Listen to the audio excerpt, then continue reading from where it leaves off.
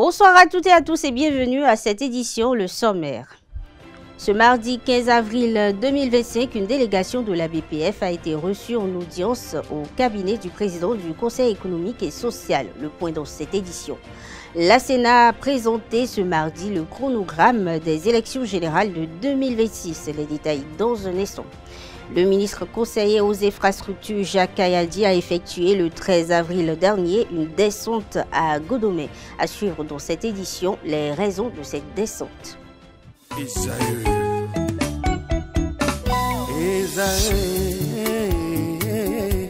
Vous recherchez une école de référence pour une double formation universitaire et professionnelle de qualité? Voici l'opportunité à ne pas rater. L'École supérieure d'administration, d'économie, de journalisme et des métiers de l'audiovisuel ESAE vous offre des programmes d'enseignement en licence et en master orientés vers l'emploi qui font d'elle une référence à travers les filières de l'administration générale et territoriale, l'administration du travail et de la sécurité sociale, droit, diplomatie et relations internationales, administration hospitalière, universitaire et intendance, journalisme et métiers de l'audiovisuel et toutes les filières des sciences de gestion. Une seule adresse, www.esae.bj.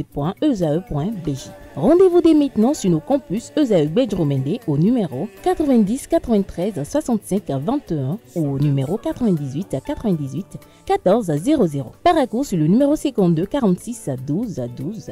Aboumé-Calavi au numéro 52 88 44 44. Akpakpa au numéro 52 88 33 33. ESAE, l'excellence a un nom.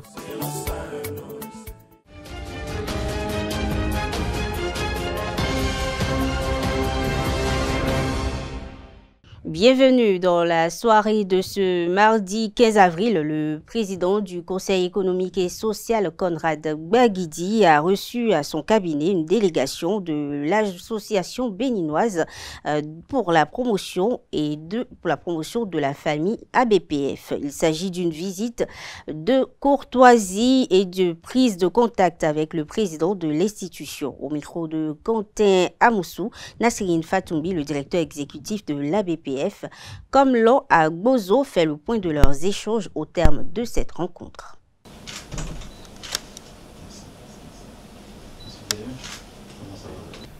Les volontaires de la BPF ont appris avec beaucoup de joie la nomination à ce poste d'un des volontaires de la BPF, parce qu'il s'agit ici du volontaire Conrad Baguidi, qui est devenu président du Conseil économique et social. Et donc la BPF dans son entièreté a décidé de faire une visite de courtoisie par le biais du président du conseil d'administration, mais également du directeur exécutif, pour que nous puissions venir présenter de vive voix nos félicitations au président Conrad, président du conseil économique et social, et profiter également et porter à son attention les espoirs que les volontaires de la BPF nourrissent aujourd'hui à travers lui à ce poste-là.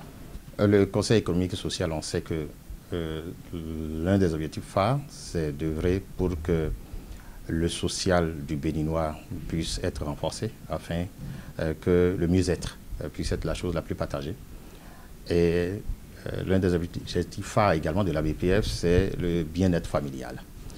Et partant de ces deux concepts ou de ces deux points de convergence que nous avons, nous nous sommes dit qu'il serait vraiment intéressant d'échanger avec le président pour voir les possibilités de collaboration afin de donner plus de visibilité au Conseil économique et social dans ses actions, afin que le Conseil économique et social puisse avoir de l'impact également au sein de la population.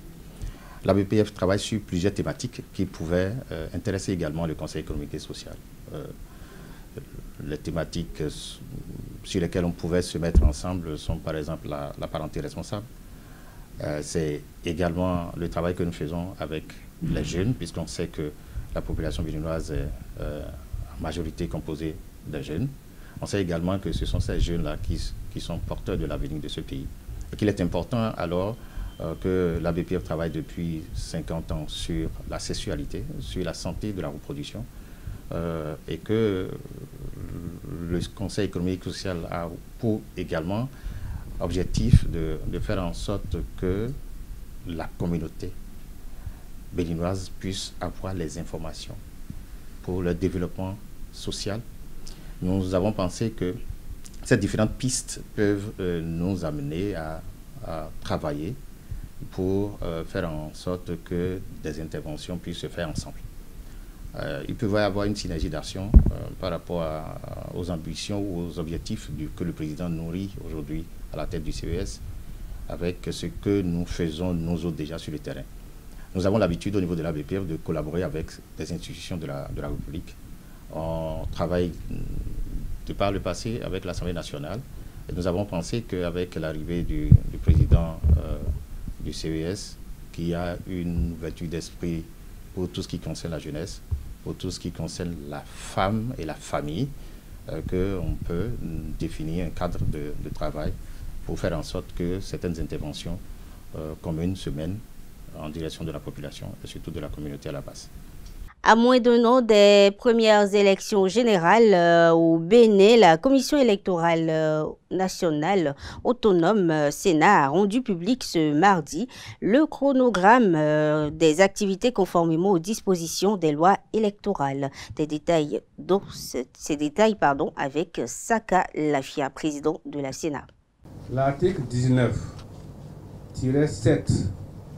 de la loi 2019-43 du 15 novembre 2019 portant code électoral, tel que modifié notamment par la loi numéro 2024-13 du 13 mars 2024, charge le Conseil électoral d'informer l'opinion du chronogramme de chaque élection.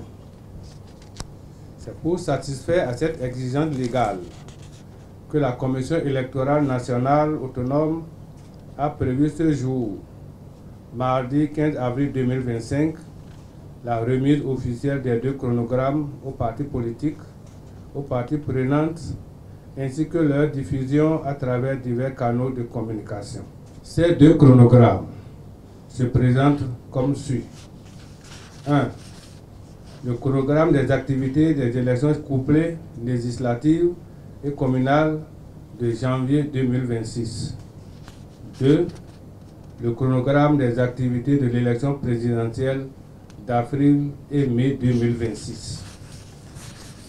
Le Conseil électoral a adopté ces deux documents à la suite d'un long processus qui a connu son épilogue avec la tenue du 1er au 4 avril 2025 à Boycon de l'atelier d'échange sur la planification opérationnelle des activités électorales.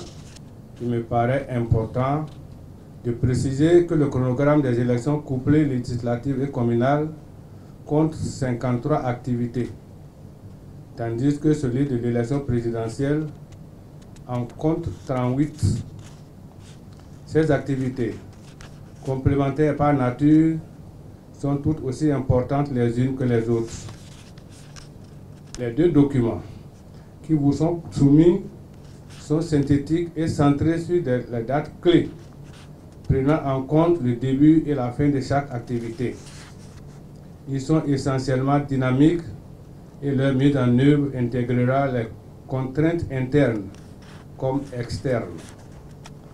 Leur publication marque une étape cruciale dans le processus. C'est la raison pour laquelle la Sénat y a inséré les activités devant figurer au calendrier électoral. Ils représentent pour les partis politiques d'importants outils de planification interne en ce qu'ils sont établis pour leur permettre de s'organiser et de se préparer au scrutin à venir. Mesdames et messieurs, outre l'exigence légale à laquelle elle obéit, la présente cérémonie se veut aussi informative.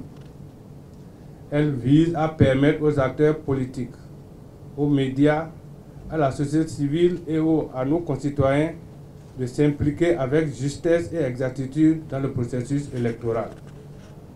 La Commission électorale nationale autonome, par ma voix, ne doute pas de l'accompagnement dont elle bénéficiera de la part de tous dans l'exécution des deux chronogrammes. Plus globalement, elle est convaincue que le processus amorcé nous permettra de relever ensemble le défi de l'organisation d'élections libres, paisibles, inclusives équitable, crédible et surtout respectueuse de nos lois. À cet égard, je vous rassure, la Sénat jouera pleinement sa partition. Le président de la République du Bénin, Patrice Talon, a reçu en audience au Palais de la Marina le 10 avril dernier une délégation du cadre de concertation des confessions religieuses. Cette rencontre s'inscrit dans le cadre des efforts du gouvernement pour promouvoir le dialogue interreligieux et renforcer la cohésion sociale dans le pays. Les échanges ont également porté sur la question de la laïcité, les conflits internes qui subsistent au niveau de certaines confessions religieuses. De passage sur l'émission L'invité de ESAE TV le 13 avril dernier, le secrétaire général du cadre de concertation des confessions religieuses, pasteur Michel Alokpo, s'est prononcé sur les décisions issues de cette rencontre. Il est au micro de Abdelkader Achiro. Nous avons été spécifiques sur le cas de Boko Olivier et de Ovaz Omeki. Nous avions demandé. C'est arrivé. Nous sommes en période de Pâques. Il faut qu'il accorde son pardon à ses amis. Il y en a qui sont aussi mes amis. Mais la réponse qui est votre ami? Du chef de l'État. Qui est votre ami?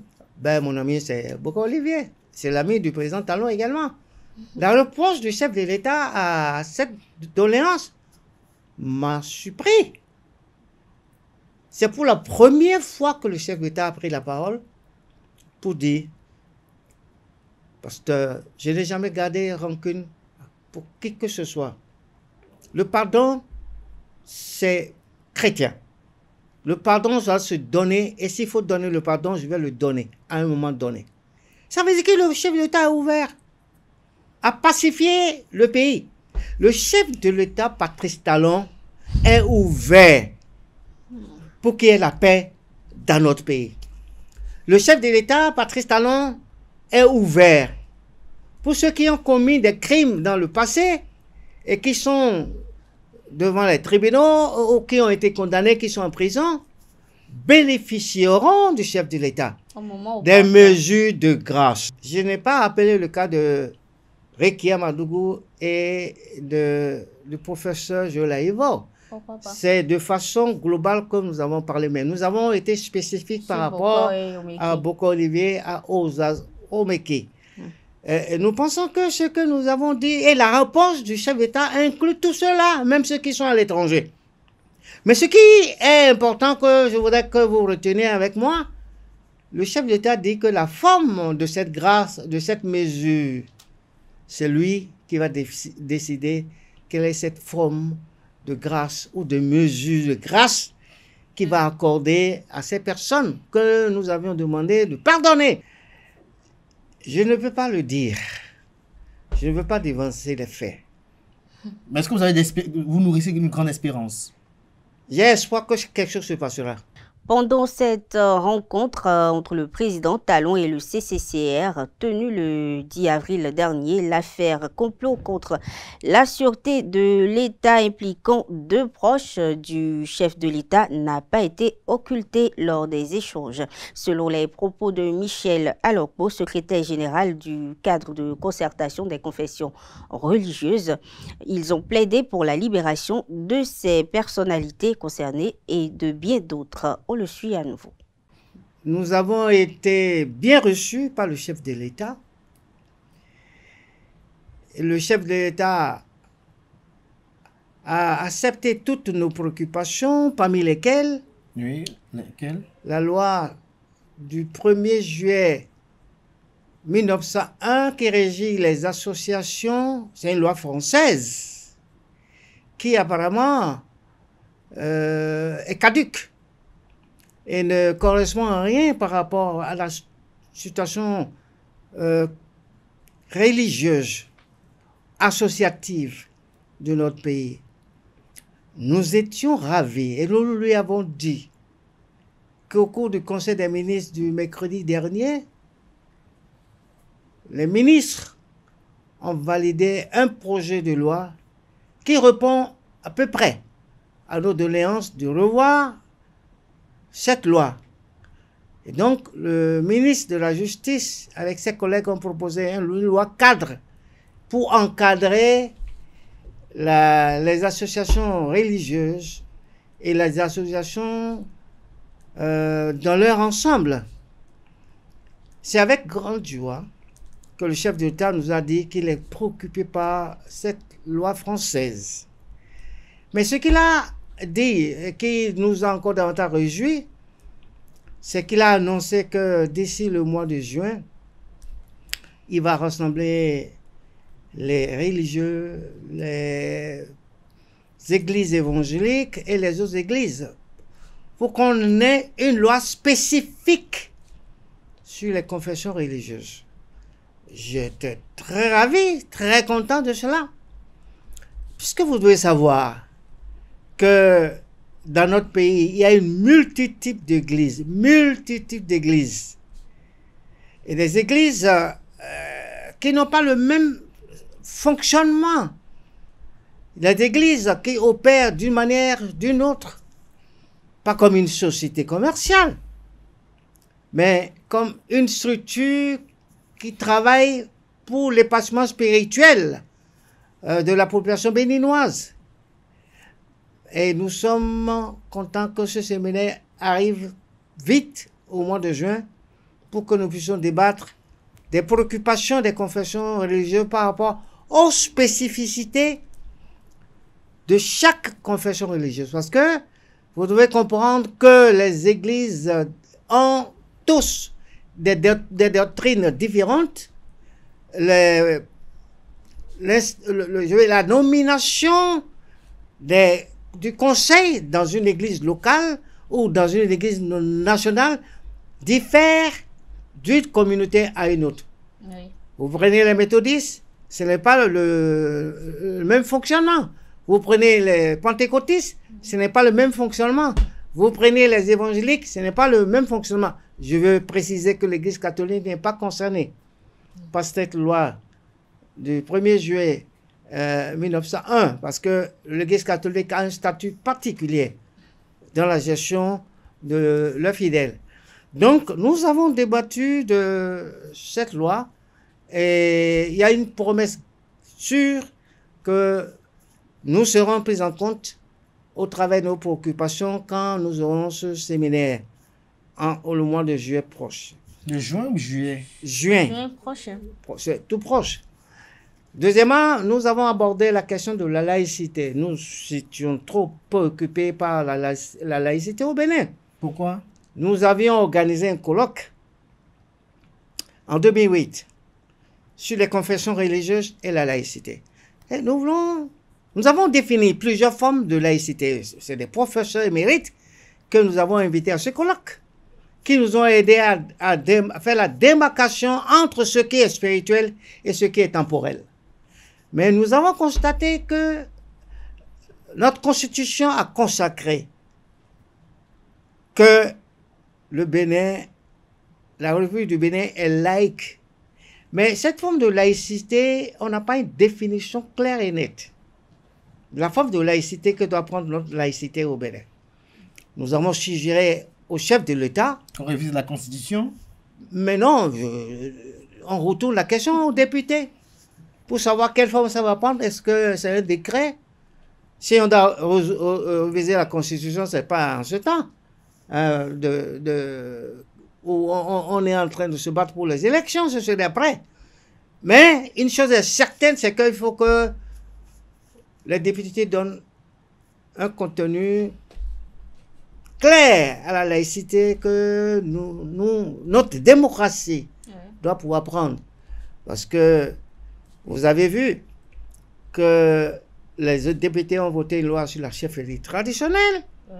C'était pas dans la Constitution. La Constitution leur donne, ils ont une charge, ils ont une responsabilité. Sauf que l'État ne les accompagne pas sur le plan financier. Tout compte fait, oui. La question qui se pose, on se demande par rapport aux autres confessions, quelle serait la garantie du Bénin, du gouvernement de Patrice Talon, de faire la séparation nette entre ce qui est spirituel et ce qui est temporel. C'est vrai qu'au niveau de la chefferie traditionnelle, la question est réglée. Parce qu'un chef traditionnel ne peut pas faire de la politique. Un chef traditionnel ne peut pas être candidat à aucune élection. Vous avez vu ce qui s'est passé ces derniers temps. Et vous approuvez cela? Ben, écoute, nous, notre association, nous sommes apolitiques.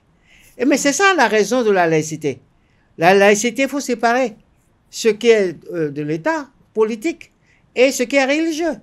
Et je pense que ça n'empêche pas qu'un religieux, s'il est nommé dans une institution de l'État, qu'il a la compétence de pouvoir jouir de ses droits civiques et d'apporter sa contribution pour la gestion de l'État. Ça ne change rien. Ensuite, nous avons parlé de problème du djihadisme au Bénin. Le ministre conseiller aux infrastructures, à la gouvernance locale et au cadre de vie, Jacques Ayadji, a mené une opération de sensibilisation à Godomé le dimanche 13 avril dernier. C'était pour exhorter les populations qui vivent sous les installations de la SPE à libérer les lieux. Le reportage est signé Francis Farami, Anaël Dou. Descente du ministre conseiller aux infrastructures, à la gouvernance locale et au cadre de vie, Jacques Ayadji à Godomé. Objectif, sensibiliser les populations environnantes qui habitent et travaillent dans les emprises des lignes haute tension sur les risques encourus. Nous n'avons pas voulu réagir dès le 1er mars. Nous avons laissé tout le mois de mars couler. Et le mois d'avril, aujourd'hui, nous sommes au 12. Et nous avons estimé nécessaire de venir encore une dernière fois dire aux populations que cette zone n'est pas à occuper.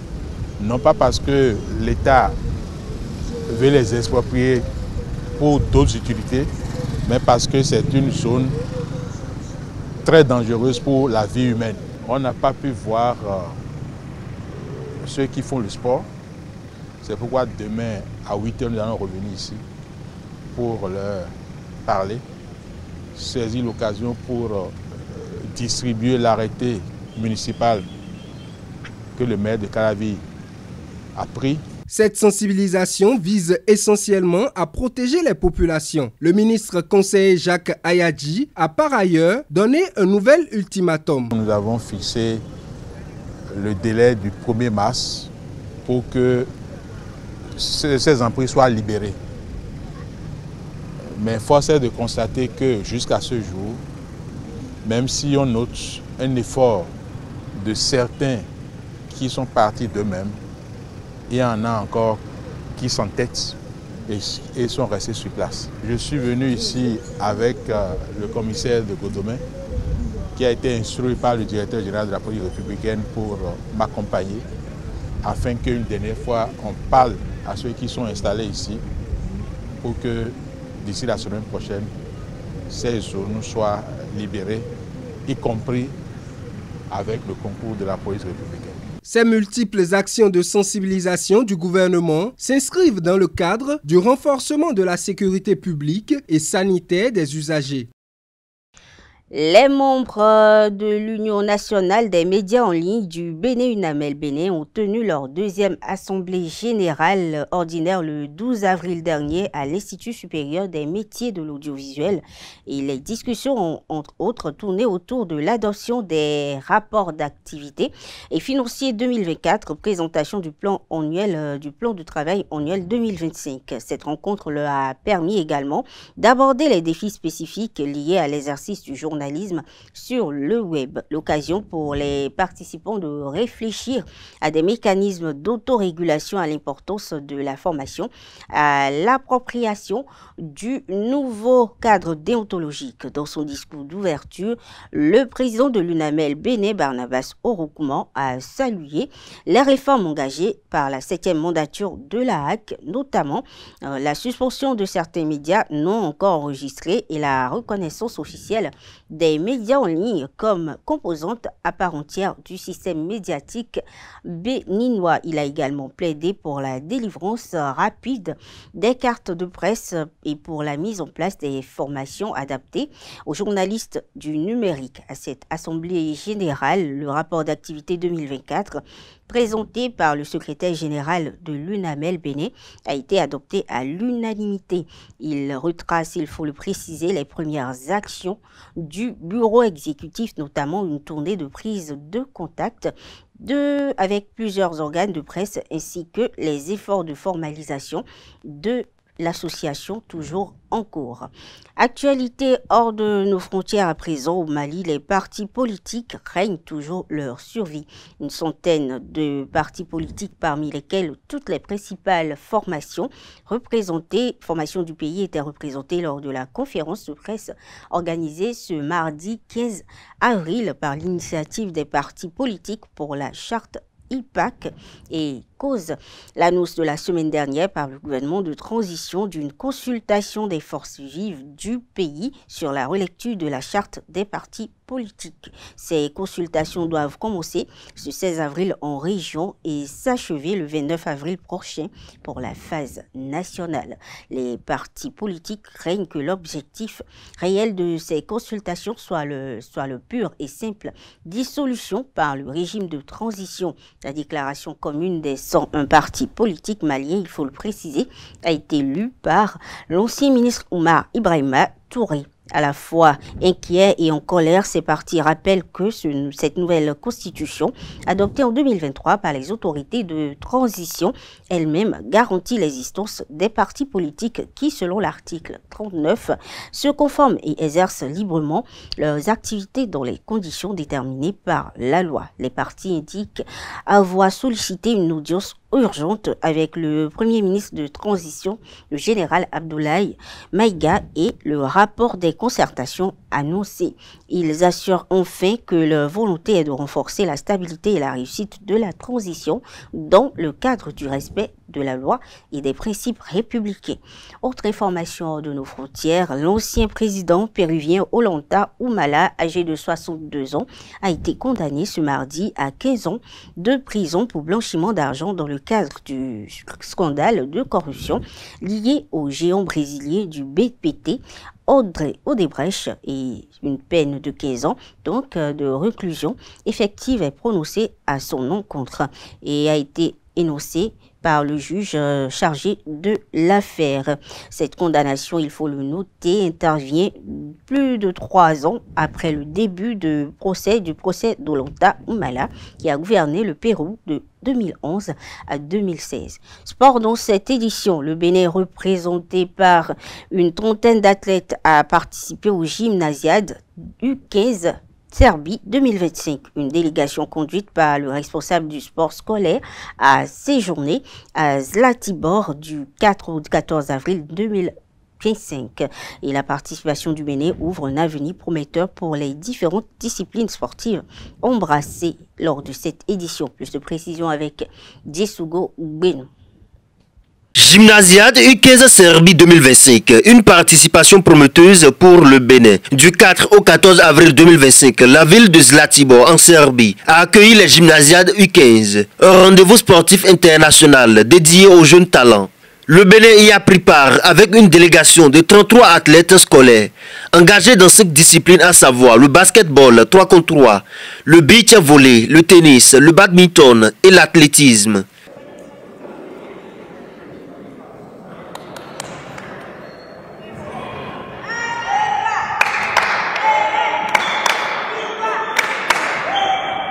En athlétisme, les jeunes représentants béninois ont impressionné par leur engagement, leur sérieux et leur potentiel.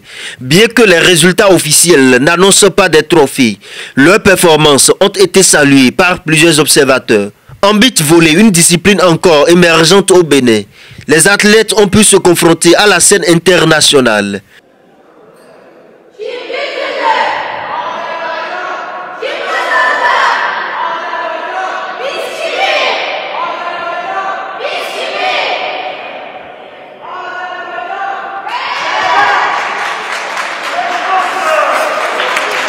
Cette première expérience a jeté les bases pour un avenir prometteur dans ce sport. Du côté du tennis et du badminton, les jeunes joueurs béninois ont eu l'opportunité de se mesurer à des adversaires de haut niveau. Ces confrontations ont contribué à renforcer leurs compétences techniques et leur confiance en compétition. L'équipe de basketball 3 contre 3 s'est illustrée par son enthousiasme et son esprit d'équipe. Bien qu'elle n'ait pas accédé au podium, l'expérience acquise est précieuse pour l'avenir du basketball scolaire béninois. À ce jour, le Bénin ne figure pas parmi les nations médaillées. Néanmoins, la participation active et les progrès observés témoignent d'un véritable potentiel pour le Bénin. Cette aventure en Serbie représente un acquis majeur pour le développement du sport scolaire béninois.